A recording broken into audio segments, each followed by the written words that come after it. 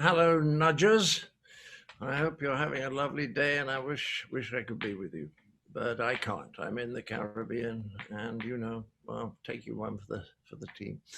Um, I want to talk about creativity because I know you're all interested in that, and that's encouraging because one of the things that astounds me about creativity is that outside the business community, it's hardly spoken about, and yet it seems to me extraordinarily important. To be personal for a moment, I produced a little book on creativity, and it's a little one. It can be read in under an hour.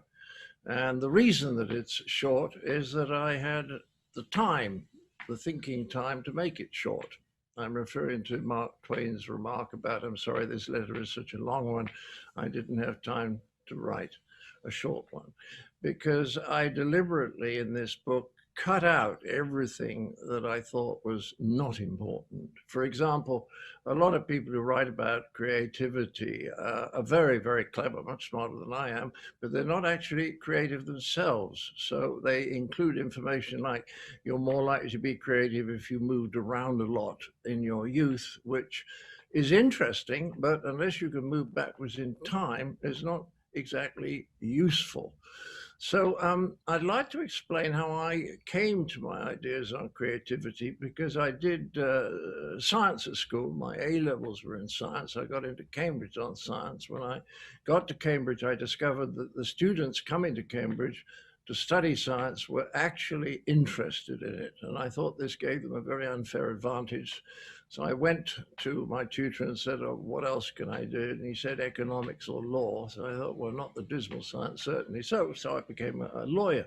And the point of that is that science and law are pretty left hemisphere subjects. They're about learning stuff and learning rules and applying rules and logic and deduction and all that kind of thinking. So I had no idea that I had any creative ability at all. If anyone had asked me, I would have said no, because no teacher had ever said to me. I mean, it's interesting because when I was at school at Clifton College, the English teacher asked us to write an essay on time. And I knew that that was not easy. So I wrote the whole essay about the fact that I'd not had time to write the essay, which I thought was, it was quite clever. And I look back at it. But the teacher simply said to me, no, Cleese, this isn't a proper essay. And I think that's a wonderful example of how creativity is kind of slowly sucked out of us during the educational process, not by anyone saying you're a bad person or that is a very bad thing to do, but just people saying, no, that's not it. That's not what we're interested in. Because when I got to Cambridge and I joined the Footlights, I suddenly discovered that if I was given a blank sheet of paper, I could write something that make people laugh. And this was a bit of a discovery to me. I didn't know I could do anything creative because I was hopeless at, for example, music, utterly unmusical, and very little, not very good at painting or anything like that.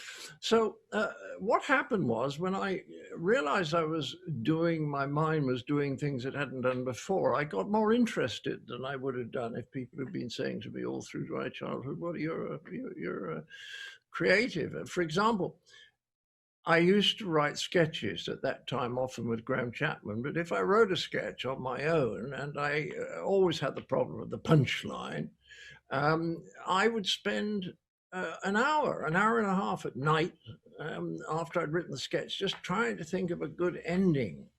And I go to bed beaten and wake up in the morning, make a cup of coffee, sit down at my desk, and within 2 minutes, I would have the answer. And this happened regularly. And I thought, well, it can't just be coincidence. It happens so often. My mind must be continuing to work on the problem while I'm asleep. And then I wrote a script with Graham and lost it, which I always do. I'm very absent. I'm an absent-minded professor without the academic brain. The absent-mindedness is very, very strong, though, and it runs in my family, as my daughter will tell you. So I thought, well, Graham will be cross with me for losing it, so I'm going to write it out again from memory. And I wrote it out from memory, and then I discovered the original. So I compared them, and the second one I'd written out from memory was quite a lot better. It was sort of neater and clearer and smarter. And I thought, well, I wasn't trying to make it smarter. And I thought, well, maybe my brain was working on it when I didn't even know I was thinking about it. And this kind of thing went on and on and on. Then I bought a book published in the 19th century. I bought it in the market stall at Cambridge, and it said there were several stages in creativity. Very simple. It said there's preparation, which is doing all the necessary thinking. You know, if it's an ordinary everyday task, you get all the facts you can about it. And if you're a scientist, well, then you spend 20 years, or a mathematician, learning the basics so that you can actually make improvements on them. You've got to do the preparation. And then there's a period that this book called Incubation, like the dear old hens sitting on their eggs and not really doing anything else. And then there's inspiration, which comes not when you're sitting at the desk normally, but when you're taking the dog for a walk, or when you're having a shower. Or yesterday I got the ending to one particular scene. I'm doing a stage version of Life of Brian, standing in the shallow end of the pool. Oh, I suddenly got it. So this fascinated me, and I was lucky enough to know a professor at Brighton, University of Sussex, called Brian Bates, and he told me about a bit of research that had been done in the 70s by a man at Berkeley called McKinnon,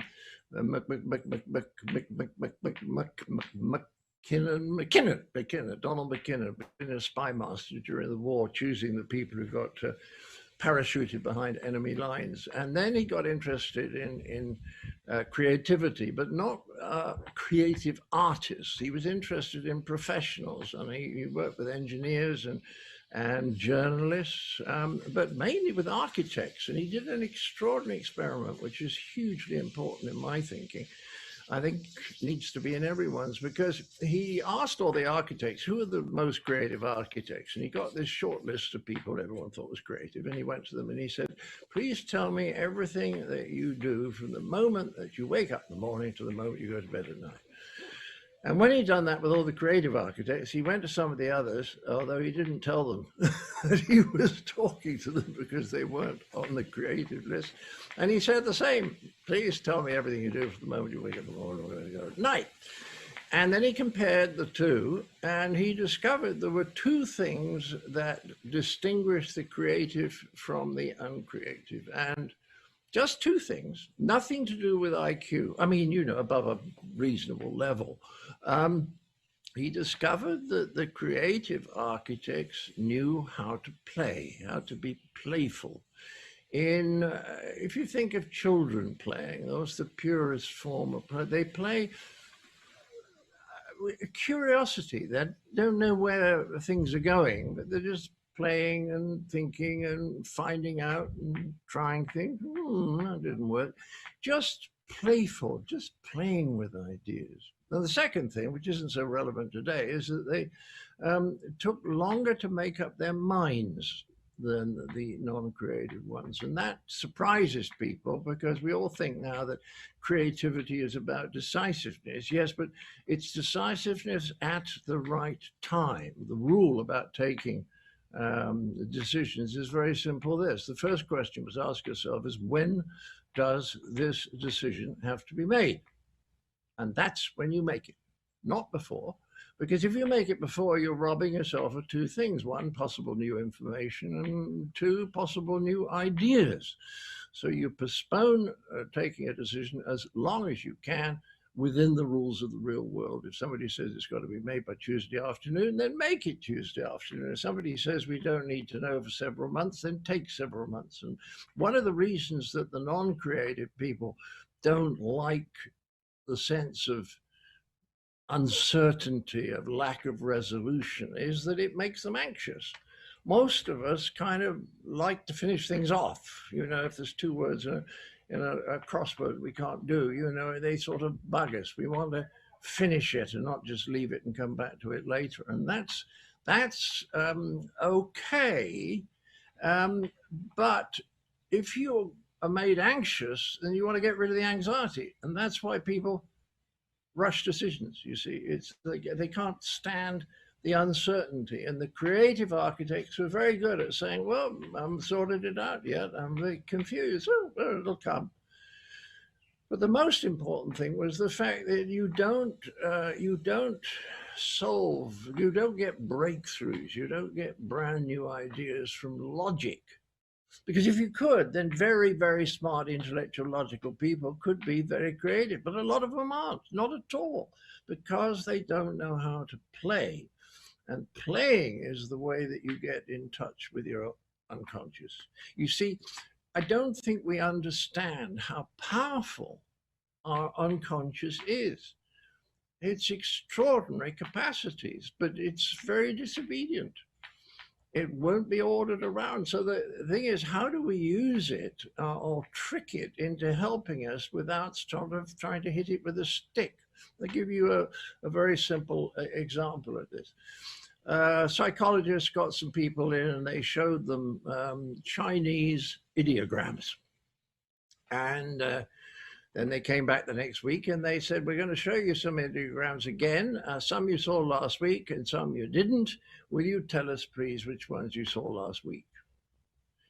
And the results were hopeless, hopeless. Not surprising, really, but no better than chance. Absolutely hopeless. So they then ran the experiment again. The first week they showed them Chinese ideograms. And the second week when they came back, they said, we're going to show you some ideograms, some you've seen before, some you haven't. We just want you to tell us which ones you kind of like. You just look at some and you think, I like the shape of that one. I don't like that one so much. No, I like that one. Yes, I like that one. Ooh, I don't like that one. And what they discovered was the ones they liked were the ones they'd seen the previous week. Now that is extraordinary. The unconscious, in a way, could recognize them, but it couldn't say, I recognize that. It could only say, oh, I like that better. The greatest expert on Renaissance art, Bernard Berenson, could always tell if someone or something was a fake. He was famous. He could always spot if it was a fake. But the reason that he used to know it was a fake is that he started to feel ill. It was his feelings who were telling him what he wanted to know, not his thoughts, you see. And that's what we got to understand about feelings. There's another experiment in Chicago, the Institute of Chicago, in the museum there. They got a lot of people together and they said, we want all these objects up here on this big table. Come and draw a still life. So some of the people went up there and chose them quite quickly and came back and arranged them and drew it. And other people went up there and chose them, but they sort of threw them in the air and sniffed them and did all this to them. And so I think I like that one. I like this one. In other words, guided entirely by feeling, not by logic. They chose them, and then they come back and they make an arrangement. And they look at it and they think, no, I don't like that. No, that isn't right either. I don't like that. I'm going to change that one. So he takes one back and he comes and brings another one. Puts, that's better. I like that better. And then they started to draw, and they draw it and then throw it away and draw it again, and then I finally come up with something. And when they compared the two, the people who'd taken all this time and felt their way out were people earning livings as creative artists. And the people who'd done it quickly and got it out of the way and been very efficient weren't in the arts or any kind of creative life at all. It was all to do with feeling. Do we feel good about it? So the most important thing is, how do we get in touch with these feelings? The answer is, we're not going to get in touch with these feelings if we are rushing around, checking our watches and taking phone calls and ticking things off on lists, because the mind's too busy. You can't get in touch with subtle feelings or subtle thoughts or images if you're racing around being too busy. So the way to get in touch with your unconscious is to create what I call a space. The thing is, it's a space. A space is you have to have boundaries of space and boundaries of time. In the beginning, the reason you have to have boundaries of space, you don't want people interrupting you. The most devastatingly destructive thing when you're trying to think it creatively is interruptions. They are death to creativity. That's why open plan offices are such a disaster, especially for introverts, but for everyone, because cannot follow a train of thought if people are interrupting you. So you have to have boundaries. If you're at the top of the organization, you say to your secretary, please, sorry, personal assistant, mustn't insult them. Please, I don't want to be interrupted for an hour and a half. Close the door, you go to spend. Next thing is time. You've got to have sufficient time, and I'll explain why, but you want to start at this time and at that time, because there's a great book called Homo Ludens, Playing Man, by a Dutch philosopher, historian called Huizinga. And he said something which is incredibly important to me. He said, play has got to be separate from ordinary life. So you have to have a rigid starting moment and a rigid finishing moment. And that's how you can then focus completely. It's a bit like a game of football. You blow the whistle and you start. You have 90 minutes and somebody blows the whistle and then you go back to everyday rules. But during that time, the rules of football apply and people are not allowed to interrupt, to come on the pitch, you see? So you create this space of time and this space by boundaries of space. And then you sit there and you just play. And the first thing you think is, oh, I should have called Bob. And it's like meditation. All you get in the first few minutes is stuff. I should have bought the cat's present. I forgot so-and-so's birthday, all that stuff. But as you sit there, like the Buddhists say, a cloudy glass of water, the cloudiness starts to settle. It might take 10 or 15 minutes, but that's where you've got to allow that at the very beginning before you ever get into the more contemplative and meditative bit of it all, when you just start playing with ideas without worrying about things from everyday life. You let those worries settle, then you can just play. And you mustn't expect to get results, because some days things will come and some days they won't. It's the first thing I discovered when I was writing with Graham, was that some days it just flowed and other days it didn't. And when Graham and I would sort of beat each other up and beat ourselves up for not being any good at writing, what I came to see, it was because somebody told me about Gregory Bateson, who said you can't have a new idea till you got rid of an old one. And I see those periods when nothing is happening now as a time when you're just sort of sorting things out and creating a space for the new idea to get in. So you mustn't start worrying, oh, it's not coming today. Some days it'll come, some days it won't. The days that it isn't coming are preparing yourself for the days when it does come. So you mustn't worry about that kind of stuff. You must just sit there and play.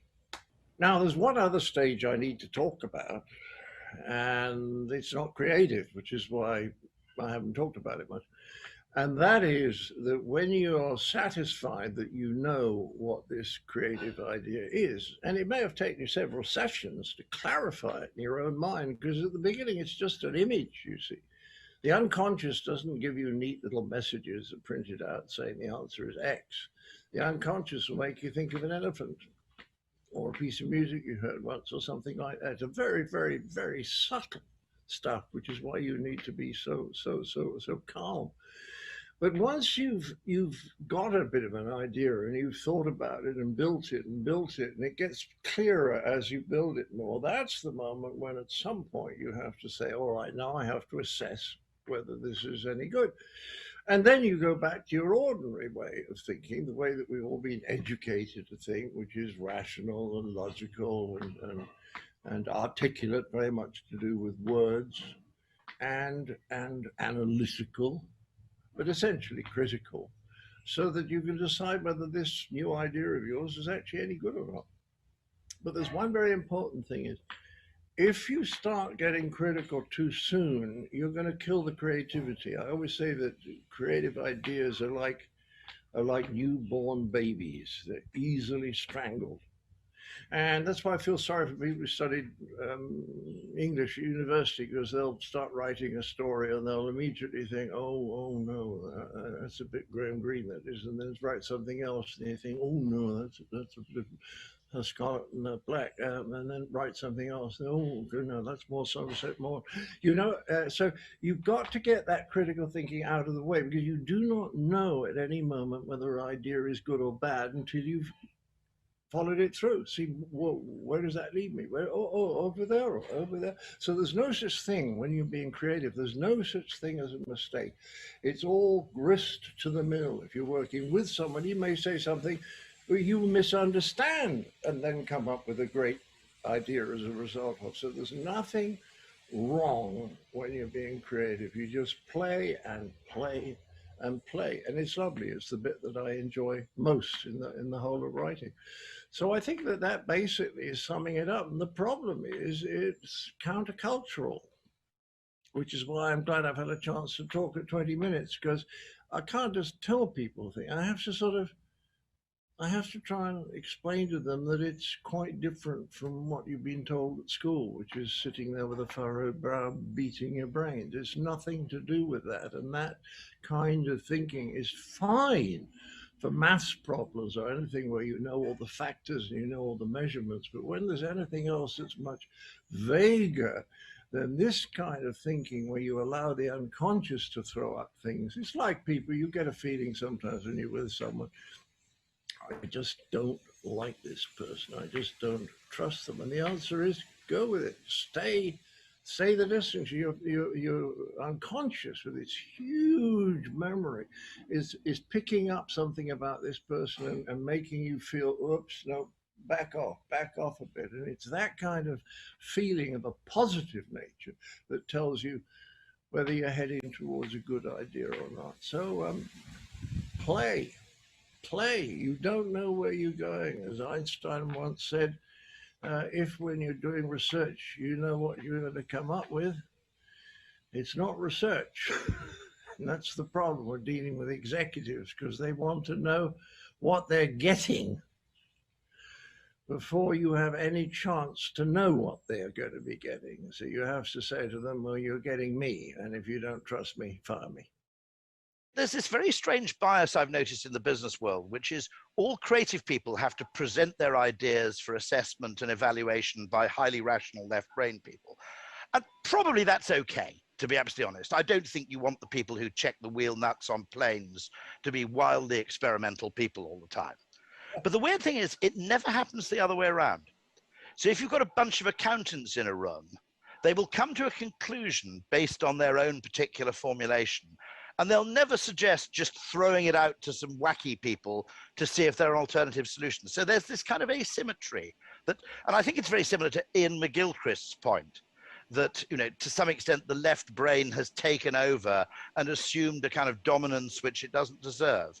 Would you say that's, broadly speaking, fair? It's the biggest single thing I got from Ian McGilchrist has solved something I've been worried about for years, is the superiority of critics. Now, you know, Oscar Wilde said about critics, they're like eunuchs.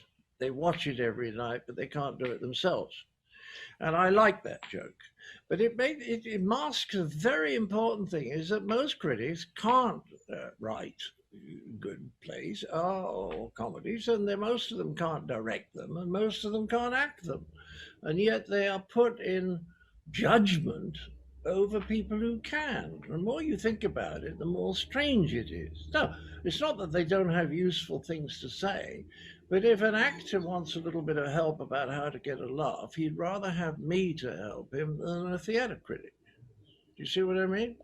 In other words, there's a certain kind of know-how that performers have that I think critics don't understand at all. Critics very, very frequently, for example, reward or praise acting that's easy and don't understand that some acting that looks easy isn't.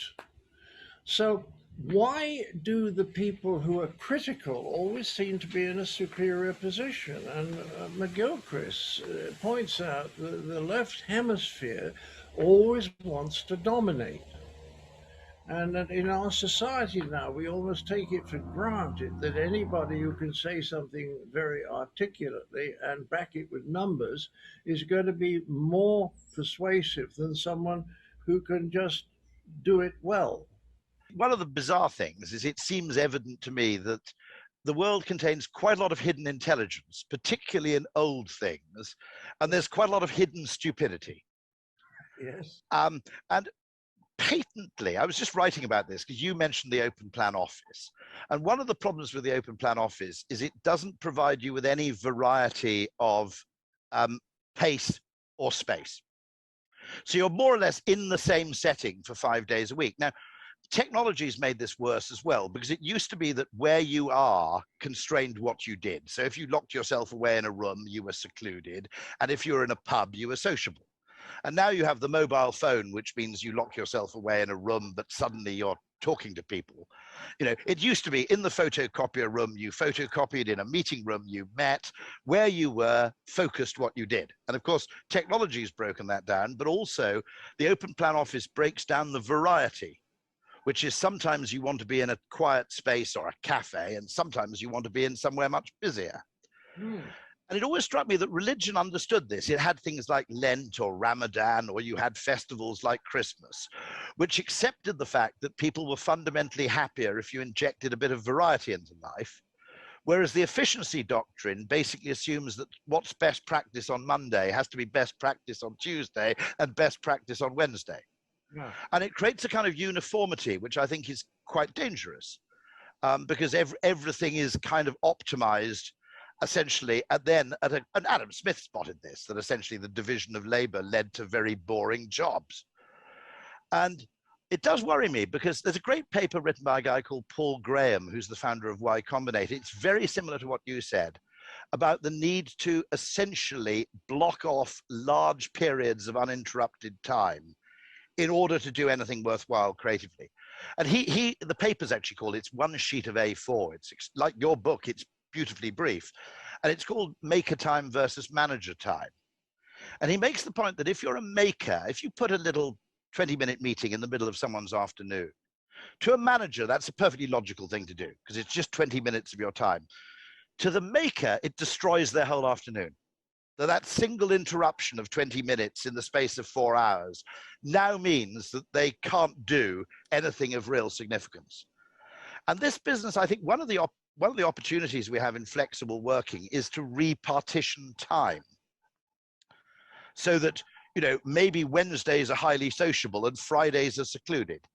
But I noticed writing a book that actually, if you blocked out 3 days to write a book, the relationship between time and productivity was completely non-linear, okay?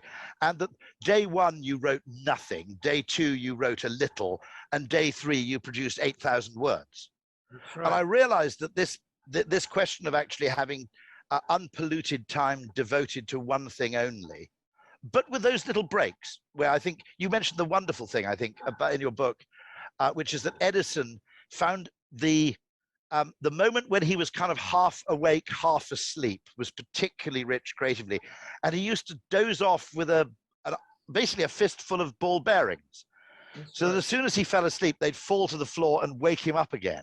There was a metal plate down there so that they would clang when they clang. Wake him up, and then he'd pick up the balls and then go back to the same state between sleep and, you know, and that's the opposite of all the clarity and what's the word, articulateness that people think is the essence of thought. It is for some things. It's great for maths problems. You don't need the unconscious for maths problems. But when there's areas... Well, some mathematicians would disagree. They'd say that actually, yeah. No, but what I'm talking about is that the ordinary maths don't need it. You know, I agree with you. There's great creativity, and mathematicians, when they have two equal theories, they like the one that's more beautiful to them. You see, that's just about feeling. That's mathematicians. So at the very top, but you've got to really reach the top before you can start being creative in mathematics. So the ordinary one, which is an engine leaves leads and an engine leaves, and what time do they crash? That you don't have to go into your unconscious for that, because you've got everything you need to know. You've got the factors and you've got the measurements. You see what I mean? But it's when you say, how do I get this group of people to work better together? That's not a logical problem. That's something you have to do by picking up your people skills, which comes from your gut. So the language, to borrow the language of sex therapy, we've got a problem with kind of premature rationalization, essentially, in that, yeah, in that people leap to reason. Because I've always been conscious of the fact, and this is true in science. It's a rather beautiful description by Donald McKinnon, by the way, when he described the most creative scientists and architects were like sedate businessmen. So they had a mentality of a business person, but they were just a bit more chilled and relaxed and less impatient about doing what they did, which is a lovely McKinnon phrase. It's not the wacky creative artist who's completely undisciplined, but the relationship to time is just fundamentally different. That's very good. Because when children are playing, they have no sense of time. No sense of time. No mistakes. So you don't say to children, you're not playing properly. You know, you got to have that freedom. I agree. And when you were talking about not knowing whether it's going to come or not, what Graham and I figured out after a certain time is that we had a weekly average. That although we didn't know how much we produce on any given day, what we knew is we work basically 10 to 5:30, 5 days a week. We'll produce between 15 and 17 minutes of good material. And it'll come quite unevenly. But it was the fact that the average was predictable used to make us relax when the things weren't coming. And you never tried to bring McKinsey in to actually improve that productivity rate. You felt that productivity rate was essentially just innate in the process. Yes, you couldn't control it. And it's like thinking when you're eating that the good bit is when the food is approaching you on the fork. And when you've eaten it off the fork and the fork has to go back to the plate, that there's something wrong with that time. You should be using it better. Of course, it's intrinsic to the process of eating, which is return fork to plate. Yeah. No, I think this is absolutely extraordinary. I mean, one thing that's always taught me the importance also of the overnight test and simply going away and distracting yourself is I'm just a cryptic crosswords fan. And it's I don't know if it's apologies to Americans in the audience because they don't really have them. The Nation, I think, has one, but it's very rare. But it's an extraordinary thing where you can look at the same crossword completely bemused, or the same clue completely bemused. And then you come back to it after some period of self-distraction, and the answer's absolutely self-evident. Well, you see, I think you mentioned at some time there was great wisdom in the past. You see, my parents' generation would say, let's sleep on that. Yeah. And I don't think young people say that. In other words, we're aware that if you just let it go for a few hours and had some sleep and woke up in the morning and then come back to it again, they knew that something would happen. They couldn't put it in terms of unconscious, perhaps. They knew that somehow it worked. Whereas young people think that speed is essential for intelligence. If people are smart, it's because they're quick. Not because they sit for a long time and then come up with something very, very smart indeed. And I think one of the great faults of American businessmen is that they need to be decisive, and they think decisive means making decisions quickly. No, it's making decisions when they have to be made. So, yeah, the interesting thing I wrote about this recently, which is what we actually want is more uncertainty, but more boldness. But we've created an environment which rewards certainty and cowardice rather than uncertainty and courage. Very good. I love this guy, Richard Feynman, who said, the wording won't be quite right. He said, I would rather live in a state of pleasant uncertainty than pretend that I'm sure about things which I know perfectly well I can't be sure about. Gorgeous. That's a fantastic place to end. I also love his point where he says, this is how you come up with a theory and a new scientific finding. He says, first of all, you guess. And of course, everybody bursts out laughing, and he goes and defends it and says, no, this is absolutely how it works. Everything starts with a guess. It's something from the unconscious. And then if the guess doesn't live up to evidence, if it conflicts with experiment, then your guess is wrong. That's it. And brilliant point, that actually everything starts with some degree of speculation. Yeah. He said a couple of things like that. He said that he says the moment when a great new idea is not when somebody shouts "Eureka!" It's when somebody says, "That's odd." Perfect. Wonderful. That's a great distinction. I think biology, as someone said, is a science of exceptions, not a science of laws. And actually, the anomaly is the actually, which most people try and freeze out of the equation because it's annoying. The anomaly is really where the news comes from.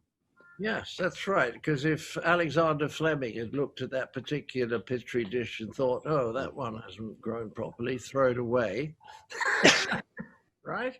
Do you know the actual thing? He was actually supposed to be at home on holiday and had come into London grudgingly and was heading back to his cottage somewhere in Suffolk and nearly chucked them all in the bin. Yes. So we were about 20 seconds away from that, I think. That's it, and it's very sad because life is much more interesting if you get rid of certainty. And I think one of the characteristics of people who get rid of certainty is they tend to be literal minded because they think that that gives them a feeling of greater certainty. And of course, the idea that Christ's teachings should be interpreted literally is a bit funny when you consider that he taught in parables. Beautifully fun. You know, What a perfect way. That's actually a perfect way to end.